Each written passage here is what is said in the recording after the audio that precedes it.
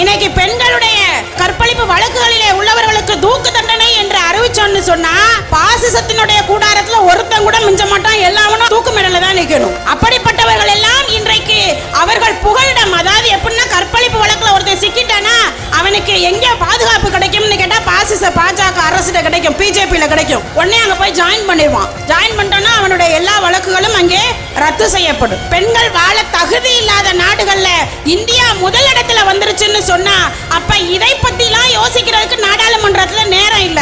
ஏன் தெரியுமா?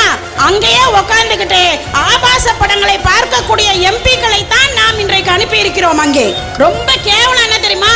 கும்பமேளாவிலே குளித்த பெண்களை வீடியோ எடுத்தாங்களாம். கும்பமேளாவில் குளிச்ச பெண்களை வீடியோ எடுத்த எம்பிக்களும் எம்எல்ஏக்களும் இருந்தாங்கன்னு சொன்னா அப்ப பெண்களுடைய பாதுகாப்பை பற்றி அவர்கள் சற்றும் யோசிக்க மாட்டார்கள். இப்ப பெண்களுடைய பாதுகாப்பை உறுதி செய்ய வக்கு இல்ல. இளைஞர்களுக்கு வேலை வாய்ப்பு தருவோம் என்று வாக்குறுதி கொடுத்தார்களே, அதை நிறைவேற்றுவதற்கு வக்கில்லை. கருப்பு பணத்தை ஒழித்து விடுவோம் என்று பண மதிப்பிழப்பை செய்தார்களே, அந்த கருப்பு பணத்தை ஒழிக்கிறதுக்கு வக்கில்ல. இந்த இந்திய அரசை நான் வல்லரசாக்குவேன் என்று சொன்னார்களே, அதையும் செய்வதற்கு வக்கில்லை.